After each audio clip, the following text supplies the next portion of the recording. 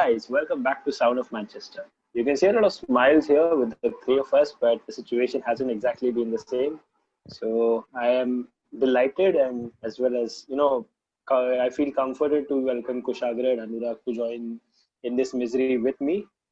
So hello guys. The last 2 days haven't really been perfect as a Manchester United fan, but there are a lot of things to look forward to, a lot of things that we can actually learn out of what happened and move forward from that Sevilla game onto next season. Obviously, there are a lot of positions that we need to strengthen, which we will be talking about in this video. So I'll come first to Anurag. You're wearing the goalkeeper's jersey. So, we'll start from there. And how are things looking for United? How was Sevilla for you? To start off with, I actually wanted Romero to start, but I think that barely had an impact on the result because those two defensive howlers, even if you had two goalkeepers guarding the net, I don't think they could have stopped it. So yeah, what hurts the most is we did well all the 90 minutes. We gave away two chances for the silliest of reasons, and obviously we did have a lot of more chances offensively, which we were not able to finish. Their goalkeeper was brilliant on the day.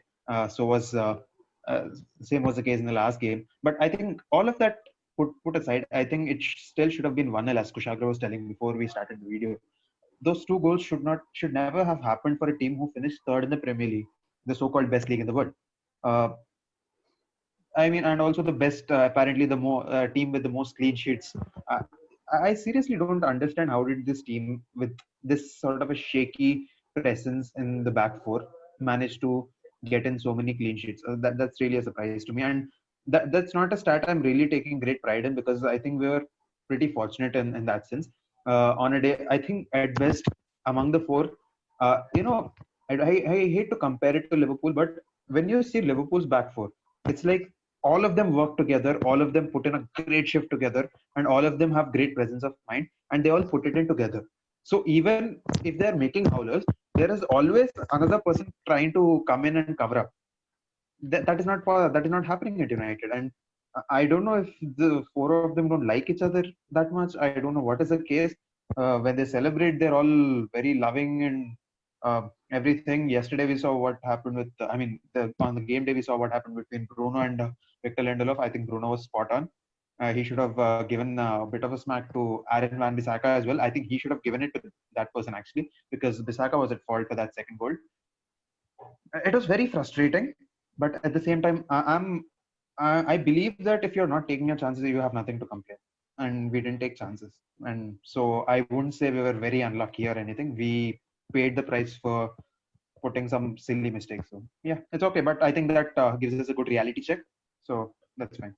Hopefully our board realizes there is some money that needs to be spent, and hopefully we come up better next season.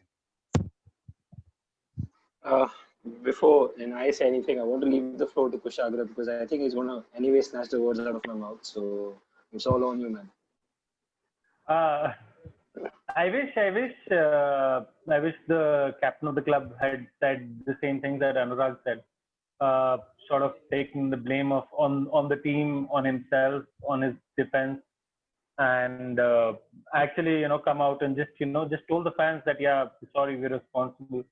Rather, we chose to stick with the line that we didn't finish our chances and stuff like that. I agree. Finishing could have been better.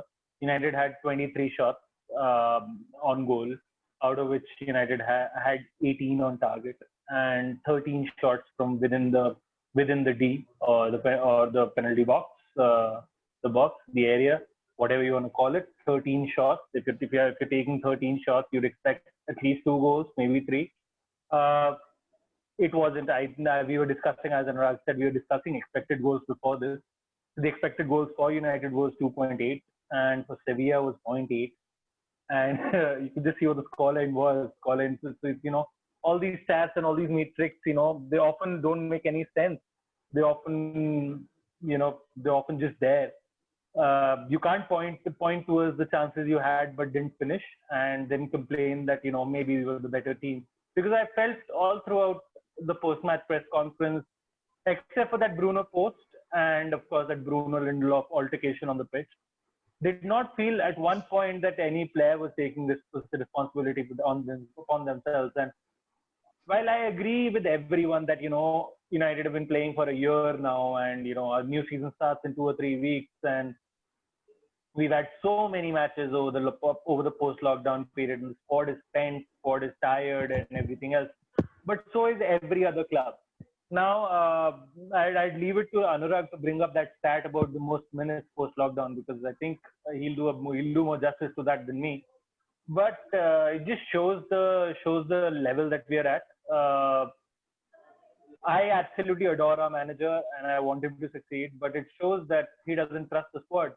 If he is taking it till the 85th or 86th minute to get a sub on, regardless of the circumstances, when Sevilla had already changed 3 players, they had fresher players on the pitch. That's why they were dominating. People, it's basic common sense. You have more energy if you've not played, and that's what was happening. And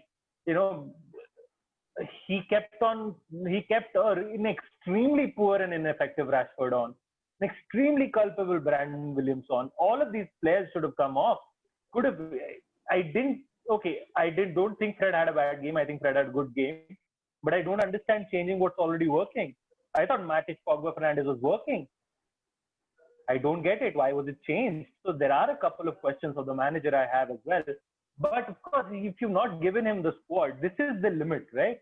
This is the limit, guys. I mean, all our viewers, I'm going to tell you with this. If the club doesn't put in any money, please see your doctors. Please see a psychiatrist. Please see a psychologist. You'll need them. Because this club is going to suck the life dry out of you. This is ridiculous. They're not.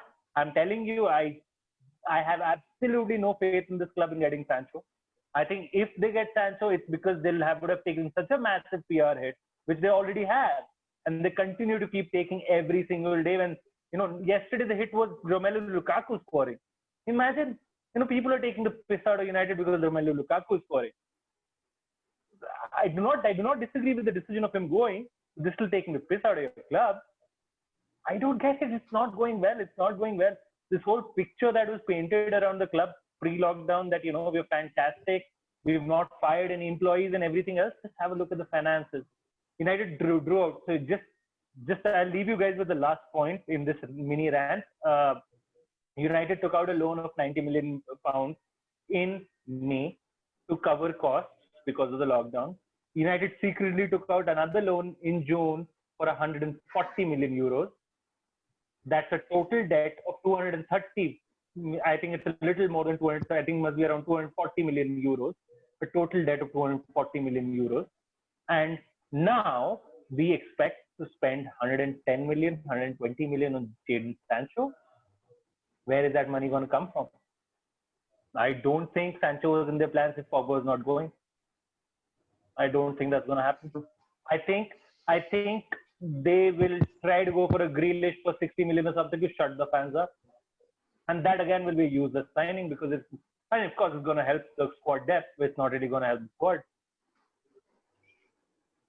Yeah, exactly. And also adding to the point which Kushagra was mentioning about the squad depth and the time that our players have been spending. So among the Premier League teams, the 10 most among the most minutes played, the top 10 include 6 Manchester United players, which includes two of our prime midfielders in Paul Pogba and Bruno Fernandes. It also includes our defender Harry Maguire, and there are 3 other names I cannot remember. But besides them, the other club people, one is Emiliano Martinez, a goalkeeper. Also, there is David De Gea, obviously. But there is, I think there's another goalkeeper I cannot remember. Edison. Right? You mentioned Edison. And the other 2 are Gabriel Jesus and Pierre-Emerick Aubameyang, 2 strikers.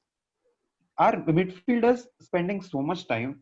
See, I think it's needless to. It comes down to a very bare minimum point that midfielders spends the most amount of energy. And if midfielders like Bruno Fernandes, hardworking midfielders like Bruno Fernandes, Paul Pogba are spending so much time on the pitch, obviously they are going to get drained out. And irrelevant of how much you pay, it doesn't matter if you are paying 700k a week. That is too much football for them. But at the same time, again, as he said, there is nothing to blame on Ole Gunnar Solskjaer. And I think one of the reasons why he was not able to look at the bench, because he was expecting some sort of magic, to some little bit of magic to come in, and he looks at the bench, he looks at Matt, James. As he said, I don't think he trusts them enough. So maybe whatever magic he was expecting from any of his players, all of those players were already on the pitch. Maybe I think that is the only thing that I still don't disagree to the fact that he didn't make those substitutions. But having said that, that is a plight of the club right now. Yeah, I think you got it spot on there, Anurag, because coming back to a few points which I would like to add, Kushagra said a lot about the PR hit that is being taken. We have recently hired a new global social media director. I think that is one of the reasons why former exactly done Sport CEO or something, Sport right? founder. Yeah, he's a Sport founder. Yeah. And we have hired him so that we can manage those PR hits. I don't think it's going to work out because I think Manchester United, you can't just manage by one. We're signing even one of the most brilliant minds in the social media field, because it's going to be dominated a lot by fans and by your news portals, journalists, etc. Talking about your lapse of defensive concentration and owning up to it, I don't think any player is really owning up to it except for probably a couple. You probably say Bruno Fernandes, Rashford, and your Martials, and probably even Dea for that matter. He really owns up, but I don't think anyone else is really taking up the responsibility. And when 6 of your players play the most minutes post lockdown, and you have again Fernandes, Rashford, you've got Dea is obviously going to be there, but you've got Harry Maguire. Harry Maguire played the most minutes this season in the entire footballing globe. So that is a ridiculously bad statistic, and we experienced what people call it a Bielsa burnout. We experienced a Glazer burnout. I won't call it a Ole one because there's nothing from him to blame. This is a Glazer burnout, and from that we're going to come to our next topic, that Ed Woodward needs to bring out his tech and he needs to sign players. But where is that money coming from? Because as I said, we have taken a 240 million debt recently just to run the club, or probably just to run the club. I don't know what that money is actually for, or whether it's gone into the Glazers' pocket somehow. So it can be anything. So from my point of view, we need a left back. We need a proper left back, because Luke Shaw might start. So if Luke Shaw starts, we need a proper left back backup, because Brandon Williams got a lot to learn. He cannot play this regularly, not 61 games this season. We need to sign a defensive midfielder. We need to sign someone who plays right wing, and probably someone who is a proper backup striker.